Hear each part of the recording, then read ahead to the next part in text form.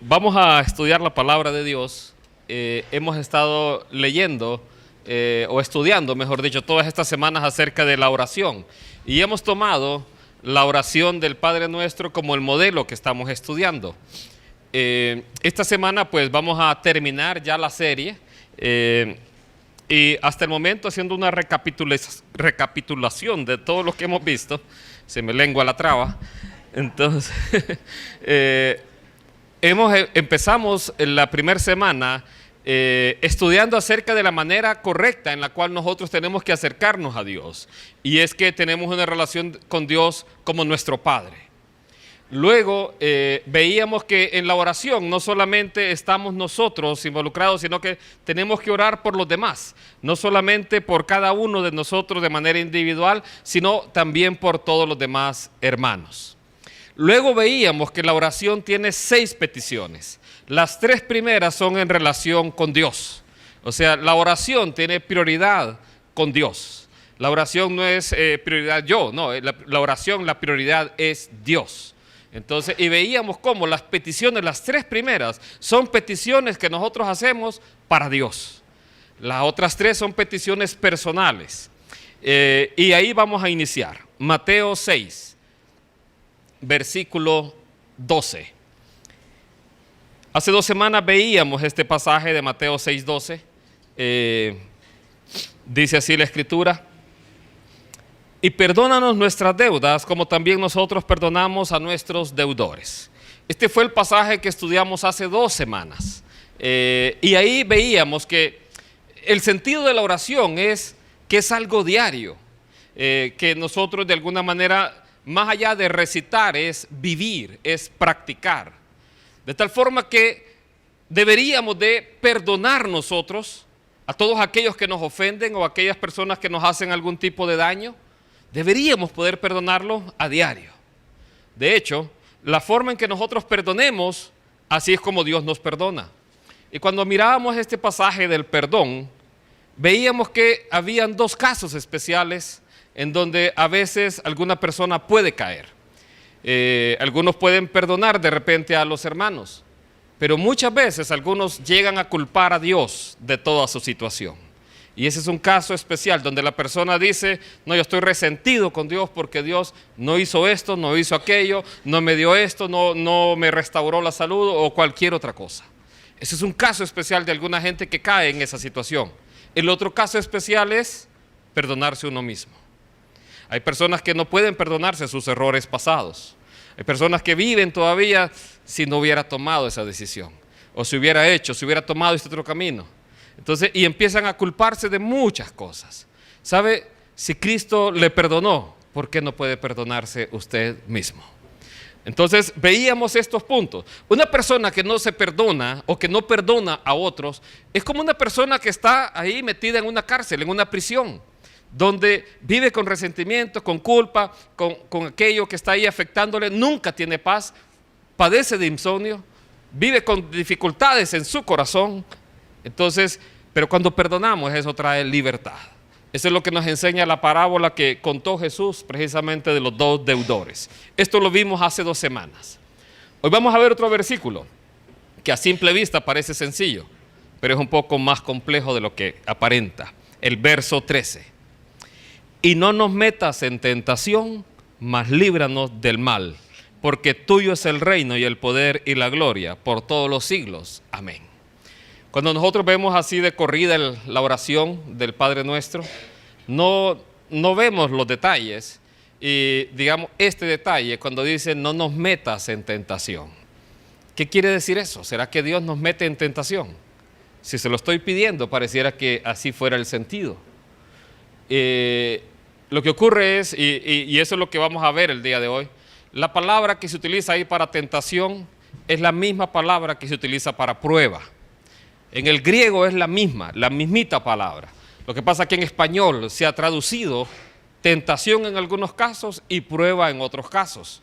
¿De qué manera lo tradujeron como tentación y de qué manera como prueba? Fue algo que vieron ellos cuando lo estaban traduciendo y vieron el contexto y dijeron: aquí queda mejor tentación, aquí queda mejor prueba.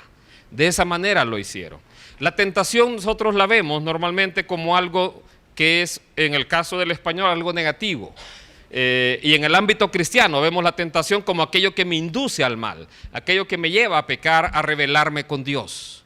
La prueba, por el contrario, es aquello que de alguna manera me ayuda a mí a poder moldear mi vida, moldear mi carácter, a que mi vida sea realmente, en ese caso, cuando es probada, salen las virtudes de mi interior. Entonces, la pregunta aquí es: ¿cuál es el sentido realmente que debería tener esta oración? Porque aquí en el español lo vemos en la traducción que dice: no nos metas en tentación. O sea, pidiéndole a Dios: Dios, no me metas ahí en tentación.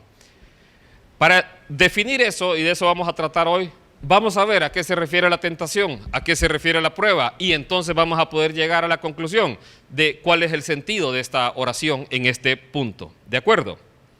Bien, para empezar vamos a ir a un libro de la Biblia que contiene los dos conceptos. Y este es el libro de Santiago. Y para esto vamos a ir a buscar el libro de Santiago, capítulo 1. Y vamos a empezar con la tentación. La tentación, pues definido así de manera sencilla, es aquello que a mí me induce a rebelarme contra Dios, a pecar, a caer, precisamente decimos caer en tentación. Cuando cae alguien en tentación no es algo bueno, sino que es algo malo. Ahora, quiero decirle algo: la tentación por sí misma no es pecado. El problema es qué hago yo en ese momento. Y vamos a ver que la tentación y el caer en la tentación no depende de las circunstancias externas, depende del carácter de la persona. Santiago 1, versículo 13, dice así: cuando alguno es tentado, no diga que es tentado de parte de Dios, porque Dios no puede ser tentado por el mal, ni Él tienta a nadie. Creo que con este pasaje queda claro que el sentido de la traducción en no nos metas en tentación no es el más adecuado. Es más adecuado: no nos metas en pruebas. De hecho, si algunos revisan la Biblia textual, ahí la traducción es no nos metas en pruebas. Ahora, aún ahí tiene algo que tenemos que revisar. Pero bien, vamos a revisar entonces en este momento la tentación. Veamos aquí: cuando alguno es tentado, no diga que es tentado de parte de Dios. La tentación no proviene de Dios. ¿Por qué? Porque la tentación es una inducción hacia querer hacer algo malo. Y Dios no es malo. Dios es bueno. Sus planes para nosotros son planes siempre de bien. Entonces, la tentación no es algo que proviene así de Dios. Claro, Dios permite muchas veces las pruebas en nuestra vida, incluyendo la tentación en nuestra vida. Él permite que el enemigo venga y ponga alguna prueba a usted para formar su carácter o para dar a conocer su carácter también. Ya vamos a ver ese punto. Ve aquí, dice: porque Dios no puede ser tentado por el mal, ni Él tienta a nadie. Entonces, Él no va a tentar a nadie a inducirlo a hacer algo malo. ¿Quién hace eso? ¿Quién es? Satanás. Satanás es el que viene y le tienta a usted. Y viene y explota en usted aquella debilidad que hay en su vida.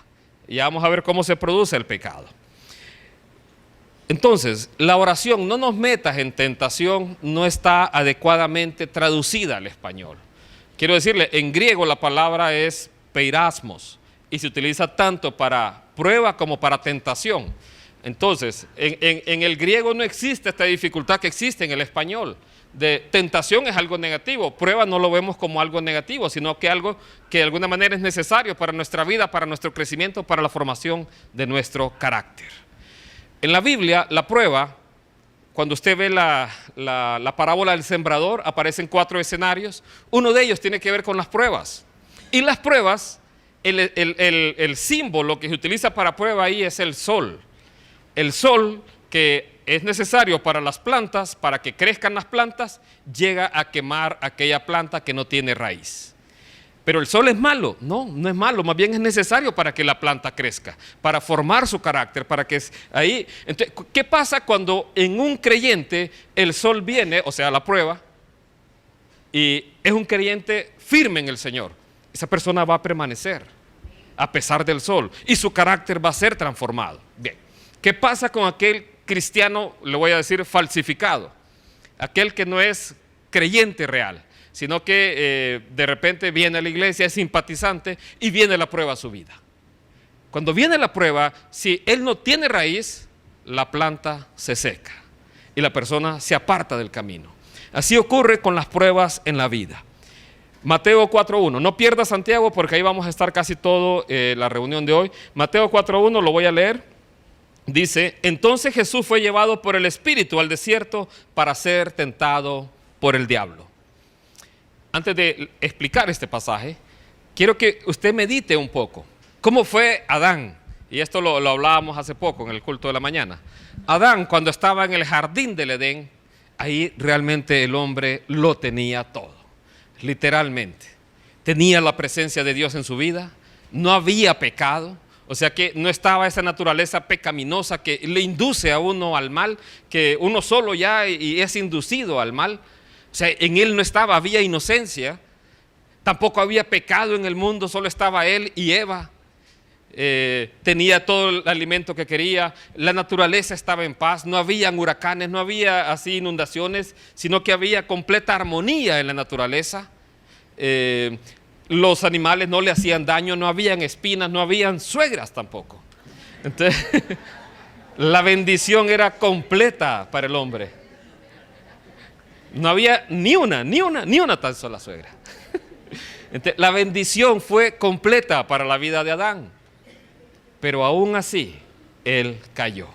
Y yo quiero que vea, la instrucción era una única. O sea, solo había una forma de pecar ahí. Y era precisamente desobedecer la única regla que Dios había dado. Sin embargo, el enemigo fue capaz de llevar la conversación con Eva y luego a Adán, precisamente al punto único que era prohibido. Teniéndolo todo, anheló aquello que era prohibido. Y así opera Satanás hoy, en las vidas de los jóvenes, de los adultos. Los induce precisamente a aquello que es pecado, aquello que es prohibido. Los lleva precisamente a ese camino. Engaña y adormece sus sentidos, adormece sus pensamientos y los lleva por ese camino. Esa es la manera de actuar. Entonces, vino Satanás y lo llevó a pecar. Ahora, teniéndolo todo, falló. Pero el Hijo de Dios, Cristo Jesús, estando en todas las condiciones adversas, estando en un mundo ya caído, estando en el desierto, 40 días sin comer, tuvo hambre. Y careciéndole muchas cosas, Él sí pudo vencer. Él venció la prueba, Él venció la tentación. Y ve aquí, dice, Jesús, llevado por el Espíritu al desierto, fue llevado precisamente para ser tentado. Y si usted sigue leyendo, había pasado 40 días en ayuno y tuvo hambre. Y fue en ese momento que llegó Satanás precisamente. Y yo quiero que vea que el resultado de la tentación no depende de las circunstancias externas. Porque Adán, teniéndolo todo, sin carecerle nada, falló. Mientras el Hijo de Dios, careciéndole de todo, podríamos decirlo humanamente hablando, Él venció. Entonces, la confianza que nosotros tenemos es que es el mismo Espíritu que estuvo en Cristo Jesús, está también en nosotros. Y por eso nosotros podemos vencer toda tentación. Entonces, de esa manera es que nosotros podemos hacer. Cuando llegue al cielo, si usted quiere decirle, Adán, ¿por qué planchaste? ¿Por qué nos metiste en este lío? ¿Cómo lo va a poder identificar en el cielo? Facilito. Aquel que no tenga ombligo. Ese que no tiene ombligo, ese es Adán. Entonces cuando usted lo vea allá, Adán, ¿qué pasó? Hermano. ¿Cómo se produce el pecado en la vida de una persona? ¿Cómo la persona cae en la tentación y luego al pecado? Quiero que vayamos, ahí mismo en Santiago, regresemos. Versículo 14. Dice así. Sino que cada uno es tentado cuando de su propia concupiscencia es atraído y seducido. Entonces la concupiscencia, después de que ha concedido, da a luz el pecado, y el pecado, siendo consumado, da a luz la muerte. Ve aquí, dice, cada uno es tentado. ¿Hay alguno aquí que no haya sido tentado? No, ¿verdad? De hecho, podrá encerrarse usted en una montaña y aún ahí va a ser tentado. ¿Por qué? Porque usted puede ser tentado en su mente simplemente, con lo que usted mira ahora. De hecho, bajo el tiempo de la gracia, ya no es la ley, el requerimiento, el requisito es más alto todavía, el estándar es más alto. ¿Por qué? Porque aún si usted codicia algo en su corazón, usted ya está pecando. Cuando usted codicia a una mujer en su corazón, ya adulteró con ella. El requisito es más alto. Antes había que cometer la fechoría. Ahora en su corazón. ¿Por qué? Porque cuando nace esa situación en su corazón, precisamente ocurre toda esta cadena que va en descenso hasta llevarlo a la muerte. Dice, cada uno es tentado cuando de su propia concupiscencia. Cuando dice su propia concupiscencia, está hablando algo muy personal, algo que a usted, solamente a usted le afecta. ¿Qué es lo que ocurre acá? La concupiscencia es un deseo interno. Entonces, hay hombres que tienen deseos distintos a otros hombres. Hay algunos que les ponen una cerveza enfrente y no les hace ni cosquilla, pero a otros se les cae la baba. O hay otros que les ponen un cigarro enfrente y no, es como estar oliendo el escape de los carros, dice. Más bien lo aborrece. O otro son las mujeres de repente. Otros pueden ser los hombres inclusive. Entonces, su propia concupiscencia es como esa área débil que usted tiene. Esa área que a usted le afecta. Esa área en la cual usted cojea. Esa es como su propia concupiscencia, el área en la cual usted es más débil. De repente algunos es amor al dinero, otros la vanidad, la fama, la carrera profesional. ¿Qué son las cosas que a usted lo desvían del propósito de Dios? Eso es precisamente lo que a usted le atrae. Ahora, estamos en este mundo y por eso le decía, Adán lo tenía todo. En aquel tiempo no habían anuncios publicitarios, no había internet, no había amigos que le indujeran al mal, no había nada y el hombre falló. Hoy está todo eso así. ¿De qué forma nos bombardea el mundo? La televisión es una de ellas. La televisión, ahora aparecen anuncios de carros y salen mujeres ahí enseñando todo. ¿Qué tienen que ver los carros con las mujeres o las llantas con las mujeres? Entonces, y esa es la escena que pintan. Y de esa manera, aquel que es débil en eso, se siente atraído. Se siente atraído. Entonces están así la televisión, los amigos. Los amigos lo llevan a desviarse del camino. ¿Por qué? Porque llegan a ser una influencia poderosa en nosotros. Esto ocurre principalmente en la juventud. En la juventud, la influencia de los amigos para estar a la moda, para estar de la misma manera, para no desentonar, para sentirse aceptado. Entonces, es así. Me acuerdo, mi papá tenía un amigo, y me acuerdo que ese amigo estuvo una vez en la casa, ¿va? Y mi papá ya estaba preocupado por mí porque nunca había tenido novia, y le contó a su amigo. Y su amigo me preguntó, ¿y vos por qué no tenés novia? Tenía 22 años. No, le digo que estoy esperando la correcta, le digo. No, hombre, hace este hombre, me decía. Deberías de tener novia, ya estás grande. Okay, papá ya me miraba raro, ¿va? Entonces, y no, o sea, sin duda uno puede desentonar, pero si los principios y valores que me rigen son los de la palabra de Dios, entonces yo voy a permanecer firme. No importa que mis amistades piensen lo que quieran, vos estás loco, vos estás chiflado, vos estás aquí y allá, no importa. A mí lo que me importa es agradar a Dios con todo mi corazón. Entonces, ve aquí. Entonces, cada uno es tentado cuando de su propia concupiscencia, vea cómo lo explica Santiago, no es Dios el que le tienta. Sin duda Dios permite al diablo actuar. Y Dios permite, así como a Jesús lo llevó al desierto para ser tentado por Satanás. O sea, no es Dios el que tienta, es Satanás el que tienta, pero Dios permitió que Jesús fuera ya tentado. Ese fue el inicio de su ministerio. Ese fue el primer encuentro cara a cara con el enemigo. Eso iba a marcar el punto de victoria de nosotros, de nuestro Señor Jesucristo. Entonces dice, cuando de su propia concupiscencia, o sea, sus propias debilidades, sus propios deseos, sus propias pasiones, son las que lo atraen y lo seducen a usted. Lo que a mí me atrae no necesariamente le atrae a usted. Lo que a mí de repente es una debilidad no necesariamente es la suya. Pero la debilidad suya, cuando algo lo anuncia, o cuando algo aparece, o cuando alguien le dice, qué guapo está hoy, ya perdió 19 libras, así como yo, y le hacen ojitos. Entonces, no, usted decide en ese momento, vea, cuando de su propia concupiscencia es atraído y seducido. Este es un proceso degenerativo el que estamos viendo. El del pecado, es un proceso degenerativo. No existe aquello, hay pastores que viera cómo tropecé y caí en adulterio. No, ¿cómo es eso? O sea, no es que de un día para otro tropezó y cayó. No, primero lo estuvo anhelando en su corazón, lo estuvo pensando en su mente, fue seducido. Lo que ocurre con los anuncios es que de repente siembran un pensamiento, pero el que es hijo de Dios sabe que eso no está bien albergarlo ni en su mente ni en su corazón. Y entonces ahí lo corta de entrada. Entre más tarde en el proceso usted corte ese deseo, más tarde y más difícil va a ser escapar de él. Si usted lo corta de principio, de raíz, entonces por eso dice la Escritura, huye de las pasiones juveniles. Vea que el joven, cuando pasa de la niñez a la juventud, muchas cosas empiezan a despertarse en su vida. Antes, mi hija todavía tiene 9 años y doy gracias a Dios porque tiene 9 años, todavía ve a alguien besarse y dice guácala, gloria a Dios, digo yo. Pero cuando llegue a los 15, a los 16, ahí va a ser el lloro y crujir de dientes.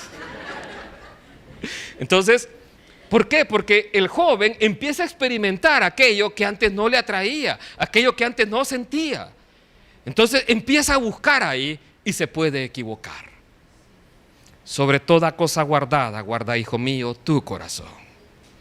Tenemos que guardar nuestro corazón. No podemos andar con nuestro corazón exponiéndolo en una relación o en otra, porque puede ser lastimado o herido, sobre todo cuando son personas no creyentes.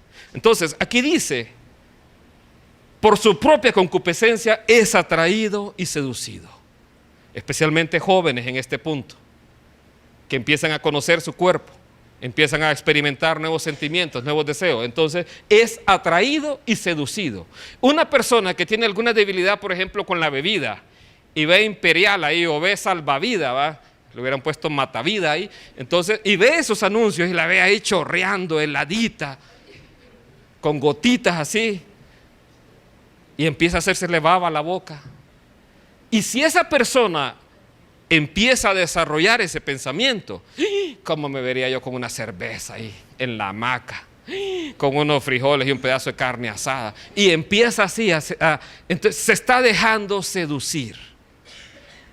Y el siguiente paso, después de la seducción, lo cual crea ya y define el deseo en su corazón, ¿sabe cuál es? Que lo empieza a planificar. Saliendo del culto. Pastor, viera el mensaje que dio, habló de la cerveza, pues, saliendo del culto.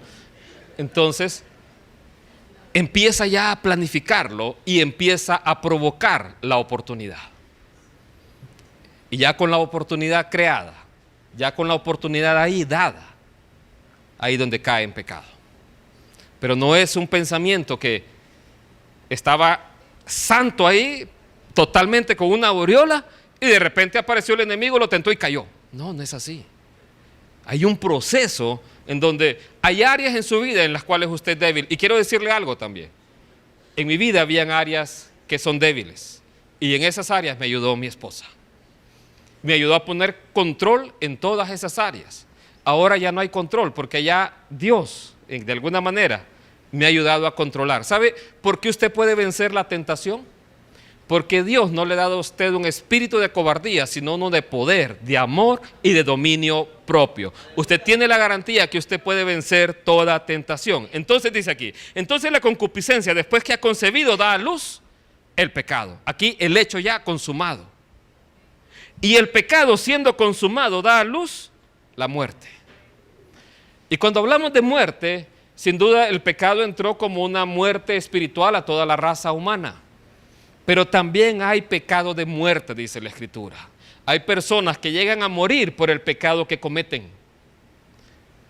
De hecho, dice Pablo, cuando las personas toman la Santa Cena o la Cena del Señor indignamente, por eso hay personas enfermas entre ustedes y algunos ya hasta duermen. Le voy a poner un ejemplo bíblico. Ananías y Zafira desobedecieron a Dios intentaron mentir delante de toda la congregación y mentir a Dios y murieron. Eso está puesto ahí, por ejemplo. No es que ahora cualquiera que venga y miente muere. Yo creo que estaríamos varios palmados aquí de repente. Pero eso está puesto de ejemplo, para que nos demos cuenta cuán severo es la situación. Entonces, cuando hay pecado, hay muerte, y en algunos casos implica la muerte física, y en algunos otros la destrucción de planes, de sueños. Una persona que es envuelta en los vicios, en el alcohol, en las drogas, cualquier tipo de vicio, las apuestas, llega a destruir su vida y a afectar su familia. O personas que caen en drogas, alcohol, llega a destruir su hogar. Su esposa se vuelve una persona amargada por una persona así, que todos los días le amarga la vida. O sus hijos también. Y es peor cuando esa persona tiene esos vicios y todo eso, y además dice que es cristiano. La persona no llega y llega a resentirse con Dios muchas veces porque decían que era cristiano y cómo los maltrataba. Entonces, el pecado siendo consumado da a luz la muerte. Verso 16. Amados hermanos míos, no erréis. Santiago, adivine quién le estaba escribiendo. ¿Le estaba escribiendo a incrédulos? No, le estaba escribiendo a creyentes. Adán, cuando pecó, ¿a quién le echó la culpa? A Dios. Le dijo: la mujer que me diste. O sea, es culpa tuya, Dios. Fue tu culpa, Dios. Si no me hubieras dado la mujer y me hubiera quedado con Bambi aquí, con Doggy y todo eso, no hubiera habido ningún problema. Pero la mujer que me diste fue la que me causó este problema. Así que es culpa tuya. Por eso, Santiago, porque está la tendencia humana a culpar a Dios de todo. La naturaleza humana culpa a Dios de todo. Cuando no nos damos cuenta que estamos en un mundo caído, que no fue el diseño original de Dios. Entonces dice aquí: amados hermanos míos, no erréis. Le está escribiendo a cristianos. Toda buena dádiva y todo don perfecto desciende de lo alto, del Padre de las luces, en el cual no hay sombra, no hay mudanza ni sombra de variación. Entonces, todo lo que Dios nos ha dado, lo bueno que vemos, es porque Dios nos lo dio. ¿Sabe qué es uno de los regalos que tenemos todavía, que conservamos del jardín del Edén? El matrimonio.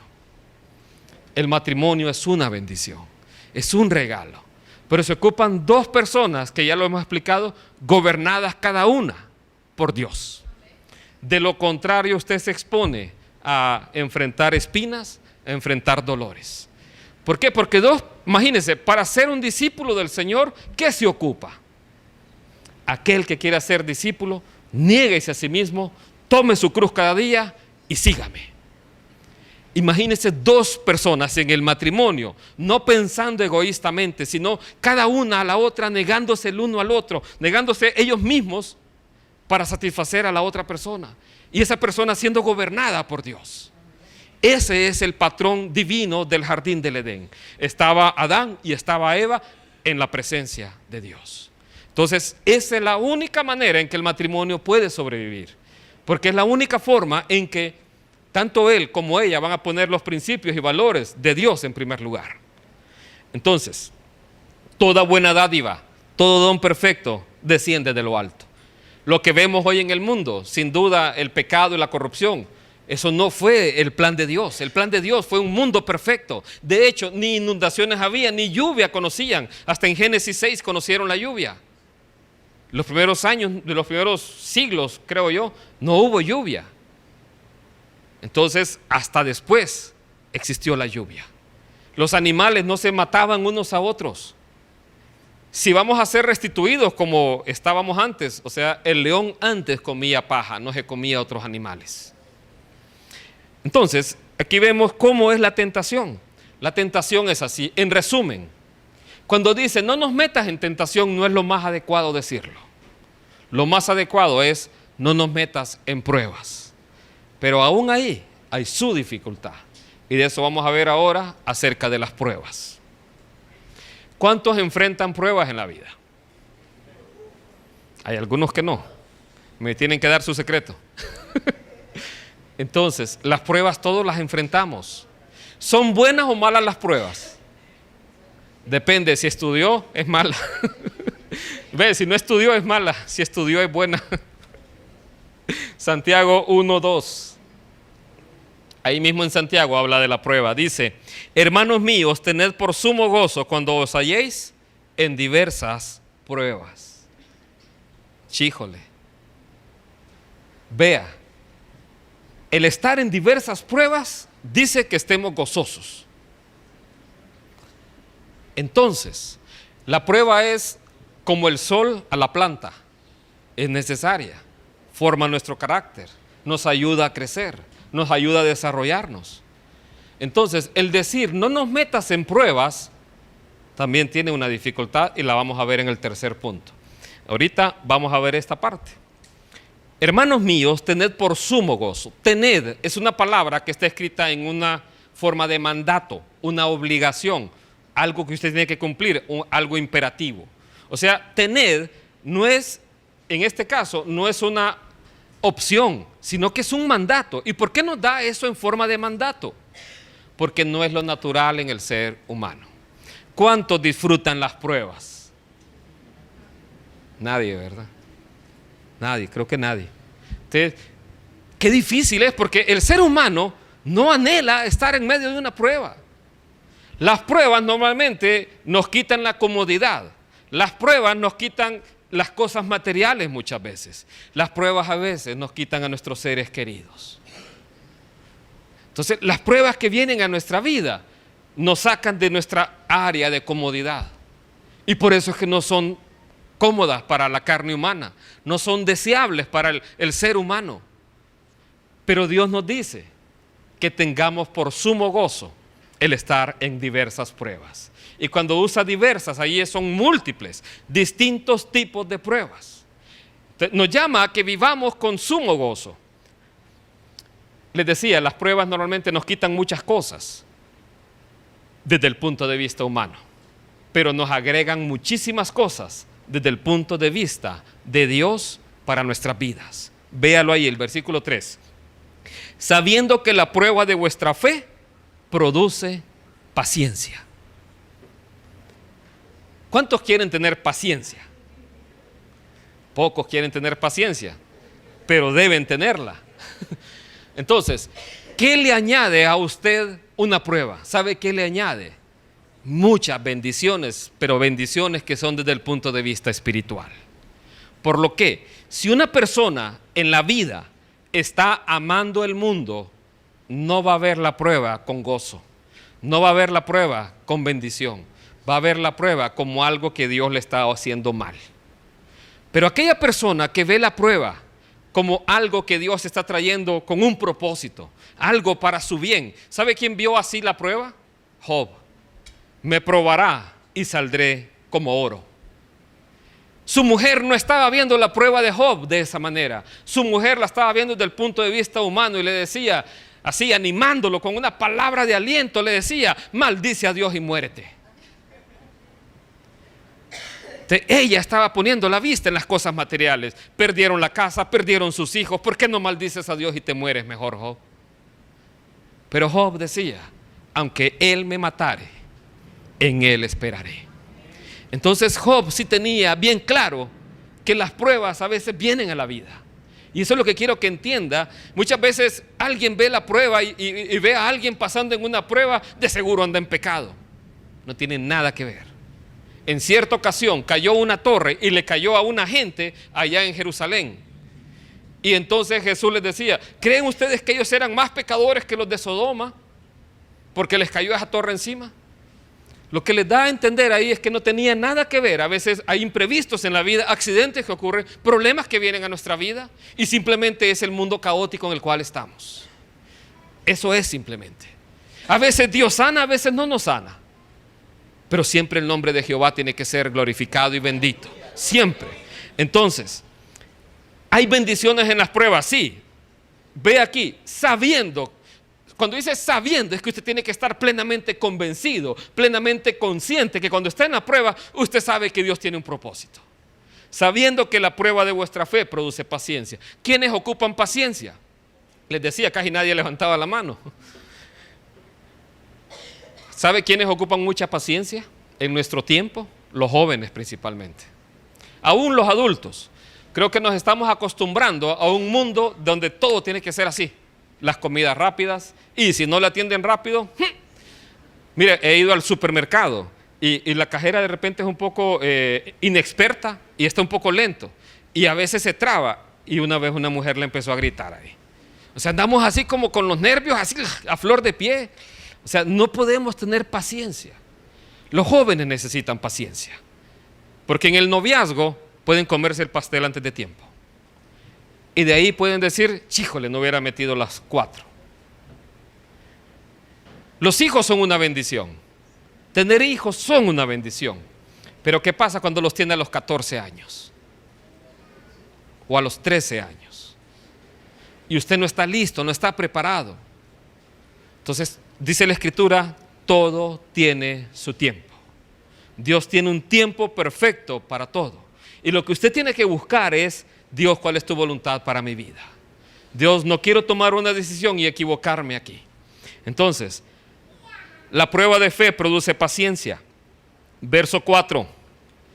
Mas tenga la paciencia su obra completa, para que seáis perfectos y cabales sin que os falte cosa alguna. Vea esta parte. La paciencia tiene que tener su obra completa, para que seáis perfectos. La palabra ahí más adecuada en lugar de perfecto será maduro, para que usted sea una persona madura, un creyente maduro. ¿Cómo es alguien inmaduro? Alguien que no sabe esperar, alguien que se impacienta, alguien que cualquier cosa le amarga la vida. Pero aquel que ha desarrollado la paciencia sabe esperar en Dios. No se desespera, tiene paz. No es impaciente, no entra en ansiedad, sino que tiene tranquilidad y gozo en medio aún de la prueba. Dice aquí, para que seáis perfectos y cabales sin que os falte cosa alguna. Cuando habla de cosa alguna que no os falte, no está hablando de temas materiales. Está hablando todo don espiritual en nuestra vida. Está hablando los frutos del Espíritu en la vida de la persona. O sea, que el carácter de Cristo esté moldeado en usted. Y si alguno de vosotros tiene falta de sabiduría, vea que en las pruebas pueden venir momentos difíciles y a veces no sabemos qué decisión tomar. A veces no sabemos cómo actuar. A veces vino así de improviso, no lo esperábamos. Si usted tiene falta de sabiduría, pídala a Dios. En medio de la prueba, algo que usted tiene que siempre tener presente es que usted tiene que acudir a Dios. Hoy, en el primer culto, nos dieron una gran lección a todos los que estuvimos. Les anunciamos ahí que falleció el hijo del hermano Jorge Altamirano. Él tuvo un accidente el martes, un accidente en moto. Su hijo quedó de 21 años en coma y ayer en la mañana falleció. ¿Sabe? El hermano Jorge, cuando me llamó, cuando tuvo el accidente, estaba devastado. Al día siguiente, él tenía su fe que Dios iba a levantar a su hijo de la cama, estaba en coma ahí en el hospital escuela. Ayer en la mañana me llamó, otra vez devastado, porque su hijo había fallecido. Y la lección que nos dio, ¿sabe cuál fue? Él vino aquí al primer culto, a las 9 de la mañana. Él va al entierro ahorita a la 1 de la tarde de su hijo. Ayer la preocupación de él era que quería que su hija conociera al Señor. ¿Sabe que ayer él nos presentó a su hija y cuando su hija llegó, ella decía, yo la verdad que esta situación me ha cambiado la vida y no esperaba esto, pero realmente deseo conocer al Señor. Y ayer precisamente, ahí estaba Sonia, estaba Susan, le preguntamos si ella quería aceptar al Señor en ese momento y su respuesta fue sí. Y ella ahí aceptó a Cristo Jesús como el Señor de su vida. Pero ¿sabe cuál fue la gran lección que nos dio el hermano Jorge? No solamente fue venir aquí después de estar velando a su hijo anoche que va a enterrarlo hoy. ¿Sabe por qué vino? Porque en su corazón es un hombre evangelista. Y para ser evangelista no necesariamente tiene que armar un evento. Él todos los domingos en la mañana se va a evangelizar. ¿Y sabe por qué vino acá? Porque tenía un invitado que traer aquí a la iglesia. Y vino a las 9 de la mañana y ahí tenía a su invitado. hizo a un lado todo su dolor, enfrentado en esta prueba tan difícil y tan dura. Su hijo con toda la juventud, 21 años. Y su confianza estaba puesta en Dios. Él dijo: yo no entiendo, no sé qué pasa, pero sé que Dios tiene un propósito. Esa debe ser nuestra confianza. ¿Sabe qué es lo que se pone a prueba en medio de una prueba? Nuestra fe. Nuestra confianza en Dios es lo que se pone a prueba en el momento que enfrentamos la prueba. No es otra cosa, es su fe. ¿Qué tanto confía usted en Dios? ¿Sabe qué decía el hermano Jorge? Yo sé que la voluntad de Dios es buena, es agradable y es perfecta. Y por eso él pudo venir aquí hoy, traer a su invitado. Y pasó aquí al frente y estuvimos orando por él. Sin duda no es fácil. Sin duda la lección de venir a la iglesia y no poner cualquier excusa, esa es una. Pero la otra, él tiene un llamado al evangelismo y él evangeliza en cualquier lugar. Ayer ya en el velorio estaba evangelizando a su hija. Y su hija acepta al Señor. Es un hombre que es un gran ejemplo para nosotros. A veces se nos olvida que en el medio de la prueba tenemos a Dios. A él no se le ha olvidado eso. Quiero que vea Primera de Pedro, capítulo 1, que es un ejemplo de lo que el hermano Jorge nos está dando a nosotros. Primera de Pedro, capítulo 1. Pedro fue un hombre que en medio de la prueba falló.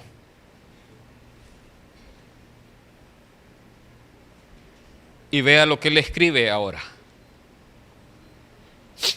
En lo cual vosotros os alegráis, aunque ahora por un poco de tiempo, si es necesario, tengáis que ser afligidos en diversas pruebas. Tanto Santiago como Pedro le escriben a una iglesia que estaba siendo perseguida en ese tiempo. Y estaban siendo dispersados por distintas regiones. Y por eso le dice que si es necesario tengáis que ser afligidos en diversas pruebas, para que sometida a prueba vuestra fe. ¿Qué es lo que se prueba? La fe. Lo que se prueba es la fe. Para que sometida a prueba vuestra fe, su fe es mucho más preciosa que el oro, el cual aunque perecedero se prueba con fuego, sea hallada en alabanza, gloria y honra cuando sea manifestado Jesucristo. ¿Sabe que la prueba de nuestra fe produce paciencia? Hemos dicho. Aquí Pedro compara a la fe como a ese oro. El oro en su estado natural es un oro que tiene muchas impurezas. ¿Cómo le quitan las impurezas al oro? Pasándola por fuego. Por eso Job decía: me probará y saldré como oro. Oro ya refinado, oro puro. Pedro, que había fallado ante el Señor, había pecado contra el Señor, le había negado y con maldiciones, él había caído muy bajo. Cuando Jesús le dijo: mira que Satanás te ha pedido para zarandearte como a trigo, entonces le dice entonces Jesús le dice que le ha pedido para zarandear como trigo, pero yo he pedido por ti, he rogado por ti, que tu fe no falte. Y una vez vuelto, confirma a tus hermanos. Vea que Dios permite la prueba en el caso de Pedro. Les contaba que Pedro es aquel hombre que por naturaleza era un líder nato. De hecho, la Biblia lo reconoce como el líder de los 12. Eso lo vamos a desarrollar en el mes de enero, que vamos a arrancar con la serie de los discípulos. Entonces, la Biblia lo reconoce a él como el líder de los 12. Pero era un hombre que un día andaba acá y otro día andaba acá. Era variable. Un día andaba volando por las nubes cuando le dijo: tú eres el Cristo, el Hijo del Dios viviente. Eso no te lo reveló carne ni sangre, le dijo Jesús. 2 versículos más adelante: apártate de mí, Satanás, porque me eres tropiezo. O sea, un ratito aquí y otro ratito acá. En un ratito era aquel, el único valiente, el único que se atrevió a ir a Jesús en medio del mar. Fue el único que caminó sobre el agua. De hecho, después de Jesús, ha sido el único que ha caminado sobre el agua. Pero estando ahí caminando sobre el agua, empezó a ver el fuerte viento y las olas y comenzó a hundirse. Y aquel hombre que es un pescador, que sabía nadar, comienza a ahogarse. Se le olvidó nadar ahí. Entonces, era un hombre que andaba así y después acá. Le dijo a Jesús: yo iré contigo hasta la muerte. ¿Qué pasó? Un par de horas más adelante lo estaba negando 3 veces y con maldiciones. Entonces, ese hombre que estaba así tuvo que ser metido precisamente a una prueba, para que en medio de esa prueba, ese carácter así, tan variable, tan impulsivo, que a veces habla sin pensar, fuera sometido a un proceso donde Dios lo iba a purificar. Esa fue la última vez que vemos a aquel Pedro. ¿Sabe que cuando usted ve el nombre de Simón es porque está haciendo referencia a la vida variable que tenía Pedro? Y cuando Jesús le dijo: Simón, Simón, el diablo te ha pedido para zarandearse, era porque lo que iba a salir a relucir era el carácter variable de Simón. Pero cuando Jesús fue a buscarlo: Pedro, ¿me amas? Y le preguntó 3 veces. Le preguntó a aquel hombre cuyo carácter iba a ser como una roca. ¿Sabe? Cuando ese hombre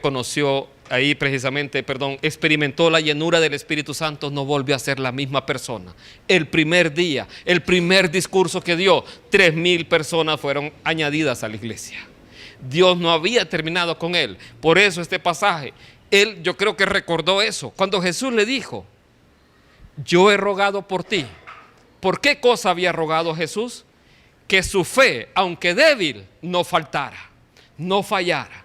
Su fe era débil, no era perfecta, era débil, pero su fe era real. ¿Sabe qué hacen las pruebas en nuestra vida? Muestran si su fe es viva realmente o si es una fe muerta. Le decía al principio, las pruebas hacen la diferencia entre verdaderos creyentes y creyentes falsificados. Eso saca a relucir la prueba, si nuestra fe es verdadera o no. Entonces, aquí Pedro dice: para que sometida a prueba vuestra fe, mucho más preciosa que el oro, el cual aunque perecedero se prueba con fuego, sea hallada en alabanza, gloria y honra cuando sea manifestado Jesucristo. ¿Sabe qué vi yo en el hermano Jorge? Precisamente que él, en medio de la dificultad y la prueba, él estaba todavía reconociendo que Dios tenía un propósito. O sea, eso es lo que nosotros como hijos de Dios tenemos que recordar. El que está fundamentado en la roca va a acudir a su Salvador. Él pasó aquí quebrantado de corazón, porque sin duda es doloroso. Pero él pasó buscando a Dios, buscando la seguridad en Dios, acobijarse en Dios. Él nos decía: mire, pastor, yo en otro tiempo, en este momento, yo estaría ya tirado a la bebida para ahogar mi pena. Pero hoy estoy aquí, buscando de Dios. Entonces, las pruebas son necesarias, son difíciles, no nos gustan. Por eso dice: tened por sumo gozo, sabiendo que trae algo para nuestra vida. Ahora, si es así la prueba, y si la prueba es beneficiosa para mi vida, ¿por qué yo debería orar entonces: Dios, no me metas en pruebas? No nos metas en pruebas. Ya dijimos, no nos metas en tentación. No es la manera adecuada de haber traducido el versículo al español. La mejor manera era, o la más adecuada es: no nos metas en pruebas. Pero ¿cuál es el sentido de pedirle a Dios: no nos metas en pruebas, si Él nos va a meter en pruebas para moldear nuestra vida? Para descubrirlo, vamos a ir al libro de Primera de Corintios. Para entenderlo, Primera de Corintios 10. Para que usted vea esto.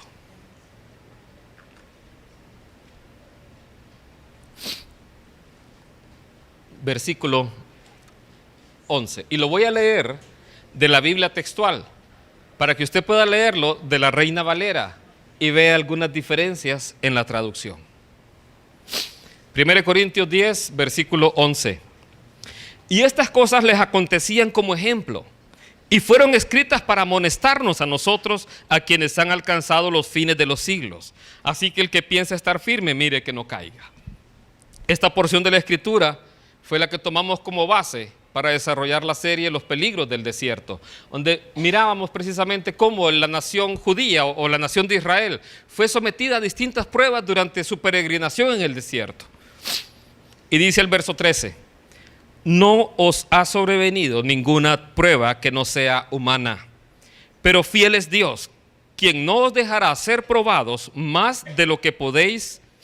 Antes bien, juntamente con la prueba proveerá también la salida, para que podáis soportar.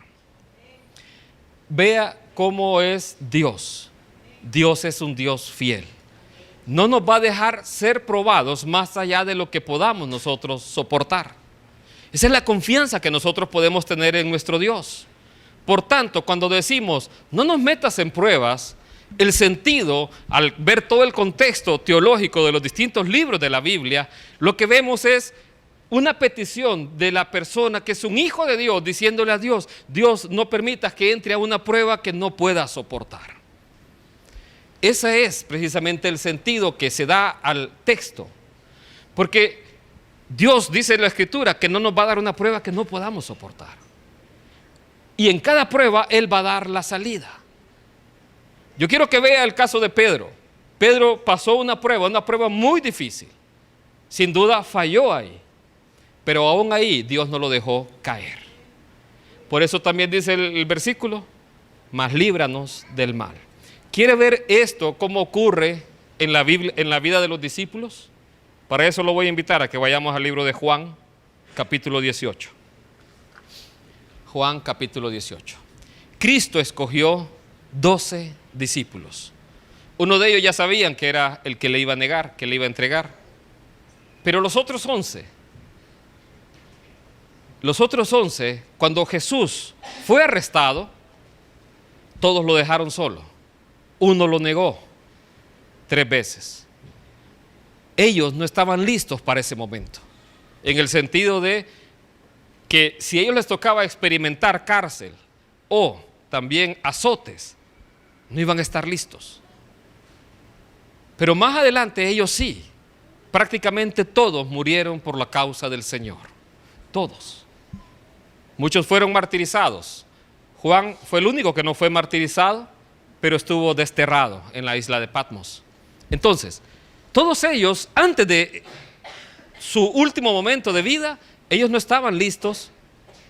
Y en Juan 18:8 dice así, respondió Jesús, os he dicho que yo soy, pues si me buscáis, dejad ir a estos, para que se cumpliese aquello que había dicho, de los que me diste no perdí ninguno. Los discípulos en ese momento eran incapaces de poder sobrellevar un encarcelamiento, azotes y aún el martirio. Por eso Jesús en ese momento les quita esa prueba y les dice, dejen libres a estos, ya les dije que yo soy. Y de esa forma ninguno de ellos se perdió, porque el propósito de Jesús para la vida de ellos era que estos fueran los que llevaran el mensaje después. Pero ellos no iban a estar listos o iban a enfrentar una prueba demasiado pesada en ese momento. Pero más adelante la iban a enfrentar y la iban a enfrentar bien. De hecho, la historia de todos ellos es fascinante, donde cada uno de ellos fue a entregar su vida al Señor. Entonces, Dios es fiel y no va a dejar que en nuestra vida venga una prueba que nosotros no podamos soportar. Y para cada prueba que venga a nuestra vida, Él nos va a dar la salida. Él es un Dios fiel. Él nunca le va a dejar a usted solo ni avergonzado. Quiero que vea precisamente qué es lo que Jesús estaba orando antes de este momento. Juan 17. Juan 17, versículo 15. Dice así, no ruego que los quites del mundo, sino que los guardes del mal. No son del mundo, como tampoco yo soy del mundo. Santifícalos en tu verdad, tu palabra es verdad. Como tú me enviaste al mundo, así yo los he enviado al mundo. Jesús decía, en el mundo tendréis aflicción, pero confiad, yo he vencido al mundo. Y decía, esta es la victoria que ha vencido al mundo, nuestra fe. Es nuestra fe la que se somete a pruebas, es nuestra fe la que pasa por momentos así difíciles, pero es nuestra fe la que nos va a sostener en ese momento. Nuestra fe en el Señor, nuestra confianza en Él. Cuando viene la prueba, de quien tiene que usted agarrarse es del Señor. Ahí donde está, yo quiero que cierre sus ojos un momento, que incline su rostro. Y ahí donde está usted, Si usted está aquí en esta mañana y no ha conocido a Cristo Jesús como el Señor de su vida, este es un buen momento para que usted pudiera hacerlo. Y que usted pueda entregar su corazón a Jesús. Si usted está aquí y quiere hacerlo, puede repetir esta sencilla oración, ya sea que nos esté viendo también por internet o esté presencialmente en la reunión. Usted puede decirle al Señor Jesús: Señor, estoy aquí en esta mañana. Quiero entregarte mi vida, Señor, rendirte mi corazón. Te pido, Dios, que me transformes conforme a tu voluntad. Te reconozco como el Señor de mi vida. Te reconozco como mi único y suficiente Salvador. Te pido que me hagas la clase de persona que tú quieres que yo sea. Moldea mi carácter. Lléname con tu Espíritu Santo. Inscribe mi nombre en el libro de la vida. Te doy gracias en el nombre de Cristo Jesús. Ahora quiero que se ponga de pie. Y ya sea que esté experimentando algún momento de tribulación o angustia o prueba, hoy hemos tenido un ejemplo vivo aquí en la congregación de una persona que tiene una fe como el oro, una fe en el Señor, que en medio de la prueba Él aún confía en el propósito divino. Sea cual sea la prueba que usted esté pasando o viviendo, usted hoy puede elegir alabar a Dios. Puede elegir ahí, en medio de la situación, tener victoria, alabando al Señor, dándole toda gloria y toda honra a Él. Padre, gracias te damos en esta mañana. Venimos delante de ti, Señor, para adorarte, Señor. Darte toda honra, toda gloria, todo honor, Señor, porque tú lo mereces. Santo, santo, santo.